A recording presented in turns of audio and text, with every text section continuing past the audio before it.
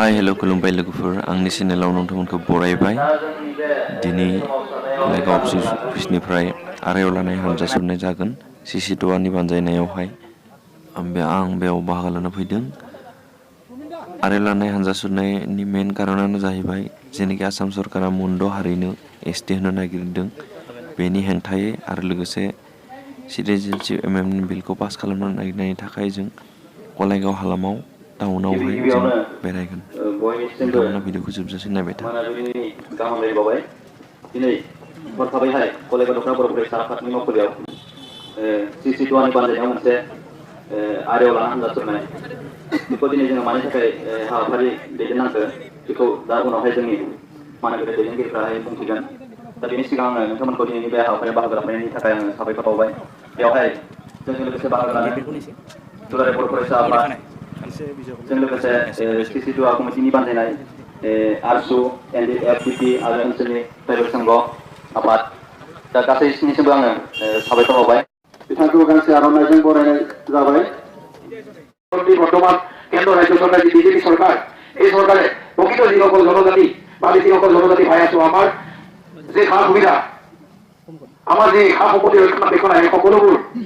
অধিকাৰ 6 জনগোষ্ঠী জনজাতিকৰণে আমাৰ মাজৰ পৰা কাঢ়ি নিব বিচাৰিছে ৰাজনৈতিক অৰ্থনৈতিক সামাজিক শৈক্ষিক সকলোতে আমাক বঞ্চিত কৰিব সেয়া আমি কোনেও পিছ হুহুকি নাথাকি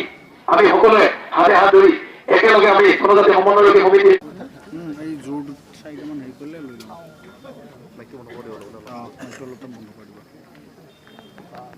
লগাই দে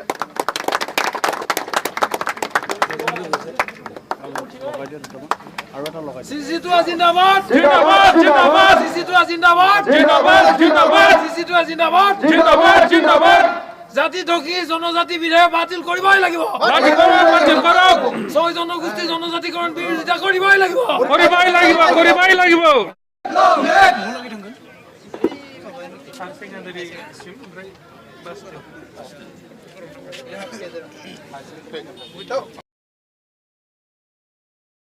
CC2 long live ARSU long live CC2 long live We want justice! justice We want justice! No justice, no rest! No justice, no rest! No justice, no rest! No solution, no rest! No solution, no rest! Tribal echo, long live! Tribal echo, long live! Tribal unity, long live! Long live! Long live! Long live! Long live! Long live! Long live! Long live! Long live! Long live! होशियार होशियार होशियार होशियार गोष्ठी जनजातिकरण नचलिब नचलिब गोष्ठी जनजातिकरण नचलिब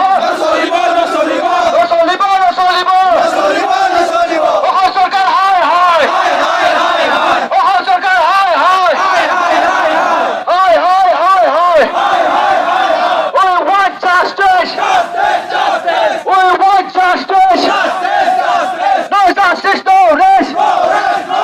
No justice, no rest! No solution, no rest! No solution, no rest! No solution, no rest!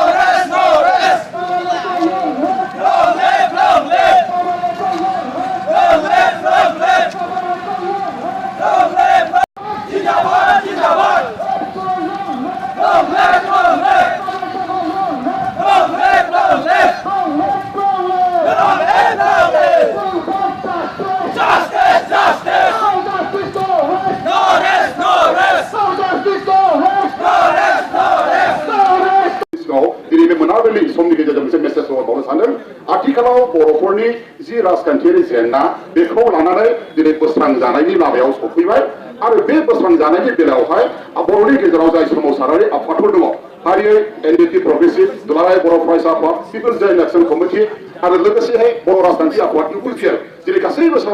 सोमावसारारि आफादफोरनि दैदेनगिरिफोरनि गेजेरजों रायज्लायनानै सानज्लायनानै जोङो NDP-नि गेजेरजों जि मोनसे चार्टार अफ डिमान्ड भारत सरकारनिफ्राय जादों बे चार्टार अफ डिमान्डनि सायाव बावैसो 15-16 नभेम्बराव रायज्लायनाय जादों आरो बे चार्टार अफ डिमान्डनि मोनफ्रोमबो 1 to A to Z स्टार्टिंनिफ्राय जोबजासिम जे पइन्ट दं बिनि सावरायलायनाय जादों आरो बिनि गोजौआवबो थाङाखै आरो गाहायावबो थाङाखै जिहेतु बे सादर अफ डिमान्डआव गोलाव सम 50 बोसोर सिगांनिफ्राय जि बर'फ्रा जिखौ हास्थायनानै सोमावसारबोदों जिउ बावबोदों दुखु खस्थ' लाबोदों गासैबो लिरना दंजोबखायो आरो बेखौ लानानै भारत सरकारा सावरायबाय आरो बे सावरायनाया जोबोद मोजां मोनसे पजिटिभ लाइनजों थांगासिनो दङ आरो थाबैनो बोस्रांजानायनि लामायाव दंसै रायजो राजाफोर लोगोसे जोङो मोनसे बाथ्राखौ जों बुंबावनांगोन दिनै जों बेखौ रायज्लायनायनि गेजेरजोंनो बोस्रांनो हासै बेखौ जों माब्लाबाबो जों गनायना लानो हाया बेखौ बोस्रांनो थांनायाव आरोबाव जों दिनै सोमावसारनांगोन भारत सरकारखौ नारसिननांगोन प्रेसार होनांगोन अब्लासो भारत सरकारा गनायथि होगोन आरो थांनाय समाव रायजो राजा नोंथांमोननि बेबायदि सोमावसारनायनि थाखायसो दिनै भारत सरकारा सनमान होदों आरो सनमान होनायजों लोगोसे जि सोमावसारनायनि आफादनि दैदेनगिरिफ्रा जि सादर अफ डिमान्डनि गेजेरजों बर'फोर गोबाव समनि राजखान्थियारि जेंनाखौ बोस्रांनो थाखाय बिथांमोना आखायाव दिनै लादों आरो बे लानाया सैथो आरो बेयो मोजां लामाजों थांगासिनो दं आरो बोस्रांजानाय लामायाव दंसै सम सम सोमावसारारि आफादफ्रा जाहाथे नोंथांमोनखौ खावलायोब्ला जाहाथे नोंथांमोना लैहोर सोमावसारनाय हाबाफारियाव बाहागो लायो दिनैबो जोंनि बे ट्राइबेल एसटि जि 6 जनगोष्ठीखौ एसटि होनायनि कारनाबो जों दिनै जुजिनांगोन फाइट खालामनांगोन जुदि जोङो जुजियाबा फाइट खालामाब्ला जोङो बे 6 जनगोष्ठीया गोरलैयैनो एसटि जायगाखौ मोनगोन आरो जों थाखानाय एसटिफ्रा जोबोद दुखु खस्थ' एबा खहानि लामायाव जों आगान सुरनांगोन बेनिखाय बेखौबो जों दिनै डेम'क्रेटिक प्रसेसजों सोमावसारनानै जाहाथे इमिडियेट उइथड्र खालामनो हायो एमेन्डमेन्ट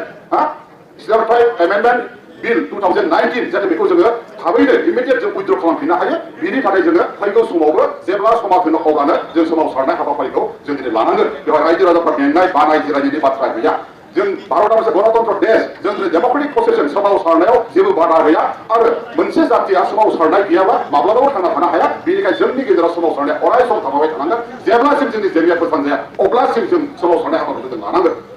जोबथारनायाव आङो आसा थिदों उननि समफ्राव जाहाथे नोंथांमोना आरोबाव जिखि ट्राइबेलानो जा बर'नि हेंथायै जा जिखि जेंना गैया मानो बा राजखान्थियारि जेंना बोस्रांनायानो जा एबा माबा मोनसे जेंना जोंनि हेंथायै जुदि बेरखांफैदोंबा गसंफैदोंबा बेजों फाइट खालामनो थाखाय जोङो डेम'क्रेटिक प्रसेसजों सोमावसारनाय हाबाफारि लायोब्ला जाहाथे नोंथांमोना अराय सम हेफाजाब मदद होयो आरो मोनलांबाय थायो बेबो अराय सम मिजिं थिनानै आं दिनै बे सुंद' बिबुंथिखौ एसेयावनो फोजोबनाय जाबाय लं लिभ सिसिटुआ